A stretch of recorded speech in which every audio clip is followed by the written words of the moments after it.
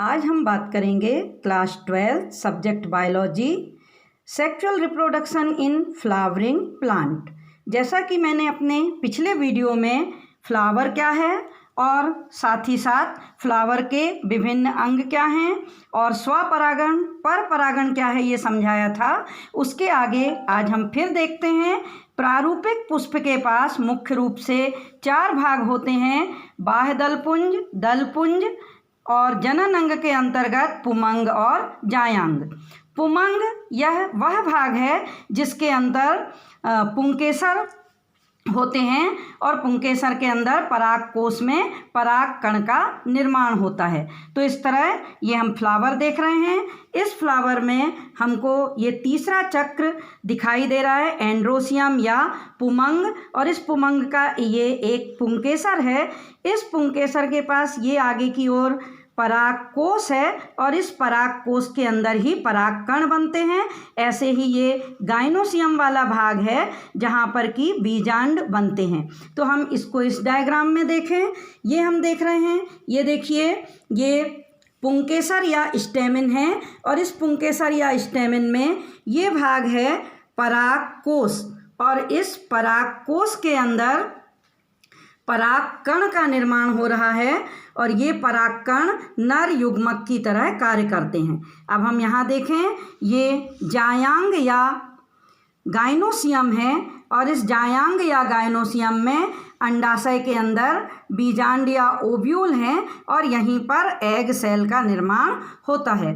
तो इस तरह से स्त्री केसर के अंदर एग सेल यानी मादा युग्मक बनता है और पराग कोश के अंदर पराग कण का निर्माण होता है जो कि नर युग्मक हैं।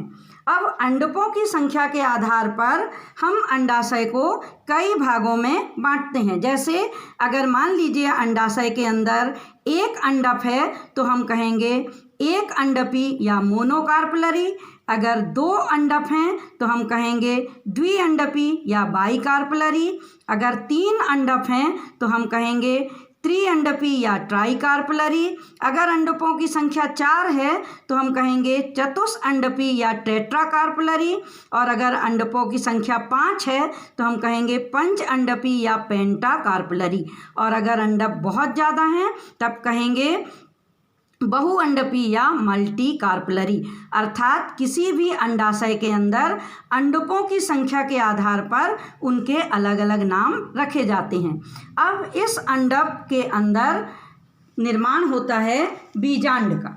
तो मुख्य रूप से आज हमें इस बीजांड की संरचना देखना है। तो अंडक या कार्पेल के अंदर बीजांड बनते हैं और ये हम डायग्राम देख रहे हैं, ये एक बीजांड का चित्र है। इस एक बीजांड के चित्र में आपको हम बताएं कि बीजांड को हम बीजाणुधानी, गुरु बीजाणुधानी भी कहते हैं और ये गुरु बीजाणुधानी के अंदर ही मेगास्पोर या भ्रूण कोश का निर्माण होता है। इसकी अगर हम संरचना देखें तो हम देखेंगे यहाँ पर एक डंडी के जैसी रचना दिखाई दे रही है जिसे हम फ्यूनिकल या बीजांड वृंत कहते हैं।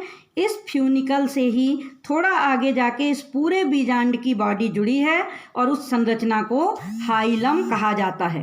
अब हाइलम के बाद ये जो पूरी बॉडी है, इस पूरी बॉडी में 2 आवरण दिखाई दे रहे हैं। इन आवरणों को हम इंटेग्यूमेंट या अध्यावरण कहते हैं और ये बीजांड को ढके रहते हैं।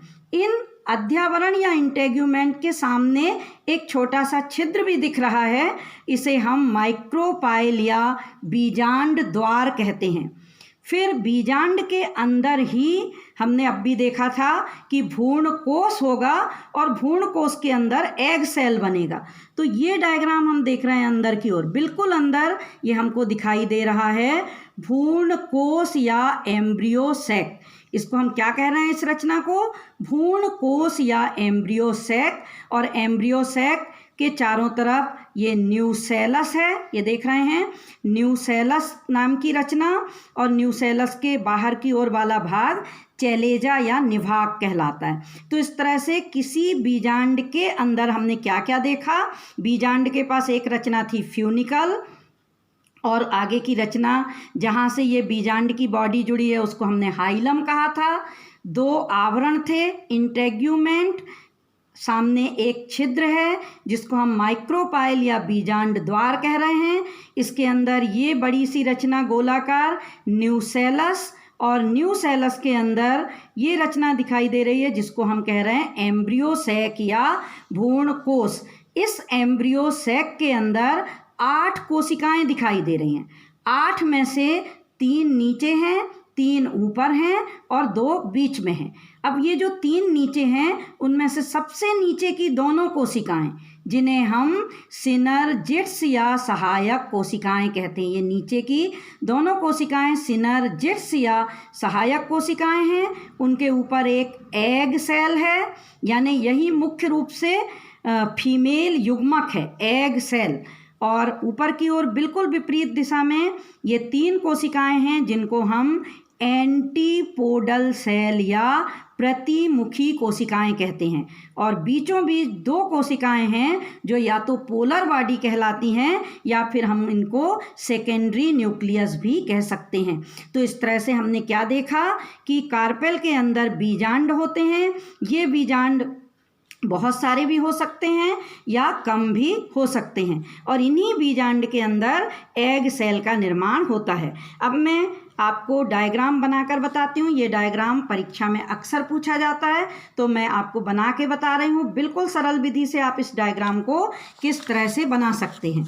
ये देखिए, ये हमने सबसे पहले ये नीचे से इस तरह की एक रचना बना ली।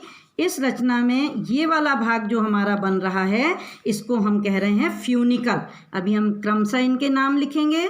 फिर यहाँ ये वाले भाग में ये 2 रचनाएं बन गई, ये 2 आवरण बन गए, और इन आवरण को हम क्या कह रहे हैं, इंटेग्यूमेंट या अध्यावरण। तो यहाँ ये 2 इंटेग्यूमेंट या अध्यावरण बन गए। फिर एक गोलाकार रचना जो अंदर पाई जाती है जिसका नाम अब भी मैंने बताया था न्यूसेलस, और न्यूसेलस के अंदर एक और रचना जिसको हम कहते हैं एम्ब्रियो सैक, और इस एम्ब्रियो सैक में टोटल 8 कोशिकाएं। तो ये ऊपर की 3 कोशिकाएं जो प्रतिमुखी कोशिकाएं हैं, नीचे की ये 2 कोशिकाएं जिनको हम सिनर्जिड्स या सहायक कोशिकाएं कहते हैं, उसके ऊपर एक एग सेल, बीच की ये 2 कोशिकाएं जिनको हम द्वितीयक नाभिक या सेकेंडरी न्यूक्लियस कहते हैं, और सबसे बाहर का भाग चले जा। तो अब हम इसको क्रमशः नाम लिखते हैं। ये वाला भाग कहलाएगा, ये किसका चित्र है, ये एक बीजांड की लंब काट है। किसकी लंब काट है, बीजांड की लंब काट। इस डायग्राम में हम देख रहे हैं ये रचना कहलाएगी फ्यूनिकल या बीजांड व्रंत। ये फ्यूनिकल से ही ये बीजांड अंडाशय के अंदर या कार्पेल से जुड़ा हुआ होता है। अब यहाँ जहाँ पर ये बीजांड का शरीर इस फ्यूनिकल से जुड़ा है, इस भाग को हम कहते हैं हाइलम। फिर आगे की ओर हमने देखा ये वाला छिद्र जो है इसका नाम है माइक्रोपाइल या बीजांड द्वार। इसके आगे ये जो 2 आवरण हमको दिखाई दे रहे हैं, इन आवरण को हम इंटेग्यूमेंट्स या अध्यावरण कहते हैं। अंदर ये जो गोलाकार रचना दिखाई दे रही है, इस रचना को हम न्यूसेलस कहेंगे, और न्यूसेलस के ऊपर वाला भाग चैलेजा या निभाग कहलाएगा। अब ये जो बीच की संरचना है इसको हमने क्या कहा था, एम्ब्रियो सैक। एम्ब्रियो सैक या भ्रूण कोश। इस एम्ब्रियो सैक या भ्रूण कोश के अंदर टोटल 8 कोशिकाएं होती हैं, और ये 8 कोशिकाएं कौन कौन सी हैं, ऊपर की 3 कोशिकाओं का नाम है एंटीपोडल सेल या प्रतिमुखी कोशिकाएं। बीच की जो कोशिकाएं हैं इनका नाम है द्वितीयक नाभिक या सेकेंडरी न्यूक्लियस। फिर नीचे की ओर हमको ये 3 कोशिकाएं दिखाई दे रही हैं, तो इसमें से नीचे की 2 कोशिकाओं को तो हम कहेंगे सिनर्जिड्स। सिनर्जिड्स या सहायक कोशिकाएं, और ऊपर वाली कोशिका को हम कहेंगे एग सेल। ये मुख्य रूप से अंडाणु कोशिका या एग सेल है, जिसको हम मादा युग्मक भी कह सकते हैं, और निषेचन के समय यही नर युग्मक या पराग कण की केंद्रक से मिलती है। तो इस तरह से ये मेरा पूरा चित्र तैयार हो गया। बिल्कुल सरल विधि से आपने देख लिया कि एक बीजांड की लंब काट हम कैसे बना सकते हैं। इसके पहले मैंने आपको ये एक बने हुए डायग्राम से पूरा समझाया था, और ये डायग्राम मेरे द्वारा तुरंत बनाया गया है। तो इस तरह से आपने देखा कि हम बीजांड को कैसे समझ सकते हैं। अब मैं आपको बताऊंगी कि जब हम किसी बीजांड की संरचना देखते हैं तो उस बीजांड के अंदर हमें जो एम्ब्रियो सैक दिखाई देता है, उस एम्ब्रियो सैक में टोटल 8 कोशिकाएं होती हैं। हम देखें वो 8 कोशिकाएं, उनका बहुत अच्छा डायग्राम यहाँ पर आप देख रहे हैं। कभी कभी परीक्षा में ये क्वेश्चन पूछ लिया जाता है कि एम्ब्रियो सैक का डायग्राम बनाइए, एक परिपक्व या मैच्योर एम्ब्रियो सैक का डायग्राम बनाइए। तो हमने इस वाले डायग्राम से केवल ये बीच का इतना सा भाग लिया है और ये उसका डायग्राम बनाया है। जैसा कि अब भी मैंने बताया था, ये ऊपर की 3 कोशिकाएं एंटीपोडल सेल या प्रतिमुखी कोशिकाएं कहलाती हैं। बीच की 2 कोशिकाओं को हमने वहाँ द्वितीयक नाभिक लिखा था, उनको हम पोलर न्यूक्लियाई भी लिख सकते हैं। और नीचे की ये जो 3 कोशिकाएं हैं, तो सबसे नीचे की 2 को हम सिनर्जिड्स या सहायक कोशिकाएं कहते हैं। ये सिनर्जिड्स या सहायक कोशिकाएं, और ऊपर की कोशिका को हम एग सेल कहते हैं। ये जो सिनर्जिड्स होती हैं, जब पराग नलिका यहाँ से प्रवेश करती है तो ये नष्ट हो जाती हैं, और वैसे इनका काम पराग ऐसे पदार्थ का स्रावण करना जिससे पराग नलिका यहाँ पर आकर्षित हो। तो इस तरह हमने एक बीजांड का पूरा स्ट्रक्चर देखा। आप सभी को समझ में आ गया होगा कि बीजांड क्या है। जैसा कि मतलब हमने आपको बताया कि किसी पुष्प को हम उसका लैंगिक जनन अंग कहते हैं, और पुष्प के पराग कोश के अंदर परागकण यानी नर युग्मक बनते हैं, और जायांग के अंदर जहाँ पर अंडाशय होता है वहाँ पर बीजांड पाए जाते हैं, और बीजांड के बिल्कुल अंदर एम्ब्रियो सैक के अंदर एग सेल बनता है। तो इस तरह से फिर हम एक बार देख लें। ये देखिए, ये बीजांड का चित्र परीक्षा में पूछा जाता है। एक परिपक्व बीजांड की लंब काट, या फिर प्रश्न आता है परिपक्व भ्रूण कोश की संरचना बताइए। तो यही आज का हमारा गृह कार्य है कि बीजांड की लंब काट का नामांकित चित्र बनाइए, और दूसरा क्वेश्चन है परिपक्व भ्रूण कोश की संरचना का नामांकित चित्र बनाइए। तो आपको अपना गृह कार्य करना है।